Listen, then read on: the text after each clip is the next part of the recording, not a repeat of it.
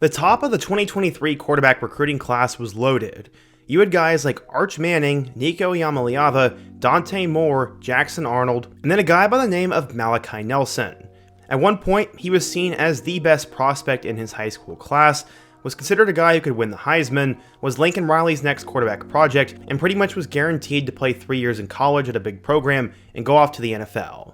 Malachi Nelson is one of the most hyped up quarterbacks we've seen in years, but unfortunately, through 2 seasons in college football, Nelson has been a complete bust. Most of this has really not been Nelson's fault, but after sitting behind Caleb Williams his freshman year at USC, he elected to transfer instead of competing with Miller Moss, and then this season he got beat out by another guy at Boise State and is once again in the portal again. He's now settled on a Group of 5 program in UTEP, and we'll see if Malachi Nelson can save his career. In today's video, I want to talk about the rise and fall of Malachi Nelson. We're going to go through how he became a prodigy-like quarterback, talk about his 2 years in college so far, and what I think is going to happen to him next. But before we get started, if you're a big fan of college football, be sure to subscribe to the channel, leave a like if you want to support today's video, and let me know what player, team, topic, or situation I can cover next. Now let's get started and talk about what happened to Malachi Nelson. Something I want to start doing more in 2025 is getting you guys involved in the videos and also organizing things better so you can navigate my channel better. I'll be organizing all my videos and leaving links down in the comment section, so be sure to check out all my other What Happened To videos in the playlist link down below. Also, shout out to Jack Denton 16663 for suggesting today's video. If you have a future topic I should cover next, be sure to drop it down below and you might be selected next. So in order to understand what happened, we first need to go back in time. The Nelson family has been trying to process what has happened over the last couple of years, as it was a complete whirlwind for all of them. Malachi was coached by his father throughout his entire youth football career, and the way Eric Nelson saw it, there were 2 routes that he could take. He said, quote, "You're either hard on your son and don't want to see him, or you think he's special at 3. Although Eric didn't see his son as some sort of football prodigy at a young age, he could tell Malachi had a pretty different football IQ. A lot was being thrown at Malachi at a young age, and both him and his father ended up watching film together, and he would listen in on game plan discussions, and eventually became as passionate about football as his father was. Nelson would eventually receive his first full scholarship offer as an 8th grader. From what Eric Nelson remembers, it was just a normal June Saturday morning, and it was very routine. Everybody in the family was at home, and Malachi was apparently playing Fortnite. 6 months earlier, Nelson had quarterbacked the Garden Grove Bulldogs to a Pop Warner Super Bowl in Florida, and as far as 8th graders go, he had a pretty high profile, and with that Pop Warner success, he was on a lot of people's radars. The next milestone came during that game of Fortnite. The phone rang, and on the other end of the line was Auburn offensive coordinator and quarterbacks coach Kenny Dillingham, now coach at ASU. By the end of that conversation, everything had changed. The world of college football recruiting, the one Nelson said he hadn't thought much about, had all of a sudden arrived at his doorstep. He said, quote, "I was young and wasn't expecting it at that point. Now nearing the end of his first year at Los Alamitos High School, everything got real because of that offer." His father said, quote, "I'll never forget it. You start breaking it down and you say, wow, my little son, this little 5-year-old kid that was running around with flags, is now a national recruit. You feel so proud as a dad and proud of him, and you see how hard he works." Los Alamitos head coach Ray Fenton knew there'd be a perception though. This was an 8th grader at an SEC offer, and some thought he'd come in and be a diva, but the reality was he was nothing like that. He started a few games for Alamitos during his freshman year, but then 2020 shifted everything around, but it didn't slow him down on the recruiting trail. He was consistently listed as a top 100 recruit both his freshman and sophomore year, and it was for good reason. During his freshman season, he passed for 883 yards and 8 touchdowns, and then as a sophomore, he threw for 1,500 yards and 23 scores. Because of this, he had an elite offer sheet, and originally Nelson had picked Oklahoma after he narrowed his choices from Bama, Florida State, LSU, Notre Dame, Ohio State, USC, and Oklahoma. One scout said, quote, "Arch Manning garners the most attention of any 2023 quarterback, but Nelson is a star in his own right, and might even be a better passer than Manning." Lincoln Riley also had crazy high praise for him. As Malachi said, quote, "From my freshman year when Coach Riley was recruiting me, he told me he doesn't recruit a quarterback unless he thinks they can win the Heisman. So I took that to heart, and that's definitely a goal of mine." Riley said, quote, "Malachi, I've always thought was a really unique talent." But everything would change. Lincoln Riley would take the head coaching job at USC, and all of a sudden Malachi Nelson was headed there. In a world now full of NIL, he said he hadn't had a single conversation with USC about its approach to NIL. He said, quote, "I know there's a lot of schools out there where that's the first thing they'll talk about. We'll give you this much, or we'll do this, or whatever you want when you get here. But that wasn't part of Lincoln Riley's pitch to convince me to go to him. At the time, ESPN had listed Nelson as the #1 recruit in the country, and this was the Trojans' 3rd time landing the top player in its program's history. But there were some murky waters. In 2021, USC offered fellow local quarterback Nico Iamaleava, and that became an issue. The issue was that the USC staff told Nelson and his family that they would not offer any other quarterback in the 2023 class. All of a sudden, to change that position in front of him did not seem to land well with Nelson and his family.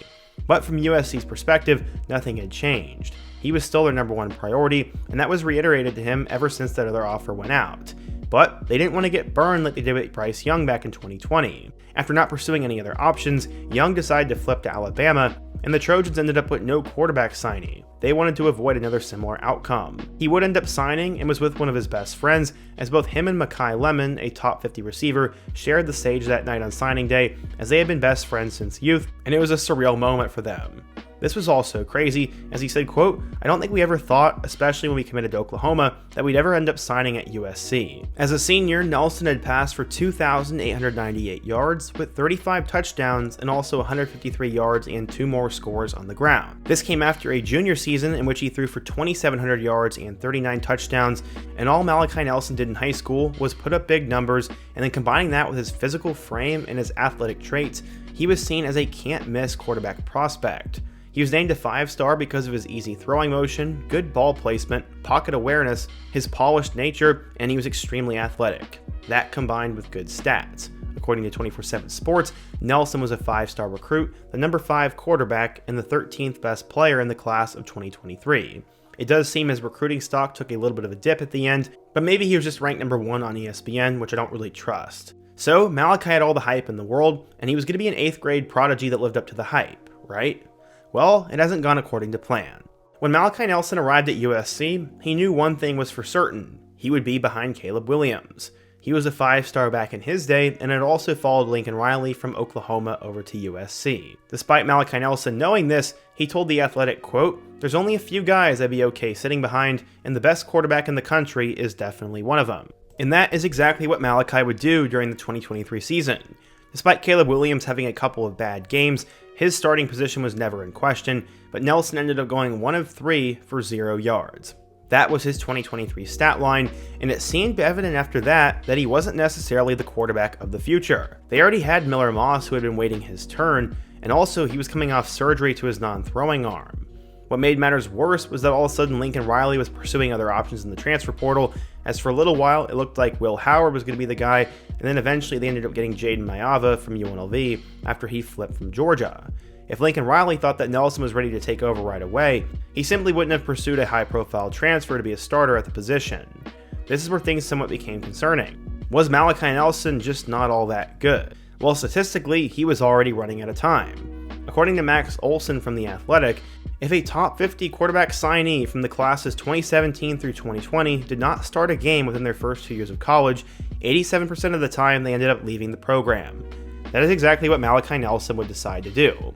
He decided to enter the 2024 transfer portal, and to many it was somewhat mind-boggling, but I guess Nelson wanted to go to a place where he could start right away. Instead of going to another Power 4 program though, he would decide to go over to Boise State, which is arguably one of the top, if not the top, Group of 5 programs. At the same time though, this sort of seemed destined to happen, as the 2 coordinators in Graham Harrell and Seth Dagey, who ended up recruiting him there, were not on the staff. They also still sort of broke some of his trust by offering Nico, and the pairing between USC and Nelson seemed good on paper, but it just never fully materialized. As I said, he'd then transfer over to Boise State, hoping to get an opportunity to start. Instead, he ended up being a backup. He went 12 of 17 for 128 yards with 0 touchdowns and 1 interception. Nelson ended up losing the job to Maddox Madsen, and both him and Ashton Genty led Boise State to the college football playoff, and Malachi Nelson was not really a part of this. Then, Malachi decided to do something crazy again. He entered the 2025 transfer portal. Boise State head coach Spencer Danielson told Malachi he could stay with the team throughout the college football playoff, but then they decided it was best for him to find his new home. He said, quote, "The timing is hard for a young man like that. I'm not saying that to complain, but a young man that wants to go somewhere to play and start, it's tough timing right now. And it's asking a lot for a quarterback to say, all right, you're going to go in the portal and pursue some of the other places that are recruiting you. We also expect you to game plan and do everything it takes to get into a game, and it's hard. so it was a great conversation with him and his dad, and I wish nothing but the best for him. Nelson appeared in 4 games throughout his 2 years of college football, mostly in mop-up duty for the Broncos after losing that job to Madsen. Early on, schools like UNLV, San Diego State, and FAU were being mentioned as schools to watch for Nelson, but as we found out a couple of days ago, he is now signed with UTEP. That's the University of Texas at El Paso, and they haven't exactly been known for big-time quarterback play. Gavin Hardison was decent, but nobody really talks about the Miners. To me, this feels eerily similar to when JT Daniels ended up at Rice. Still though, Nelson is instantly the most talented player to ever come through UTEP's program, and there is a connection here. Apparently Malachi turned down more lucrative opportunities because of his trust in head coach Scotty Walden, ESPN said. So now, Malachi Nelson will be on his 3rd school in 3 years. Nobody could have expected this back in 2021 when he was the #1 recruit in the country, a future NFL quarterback, and Lincoln Riley's future Heisman guy. Instead, he flamed out at USC, got beat out at Boise State, and now will be going to an even lower level to try to make things work.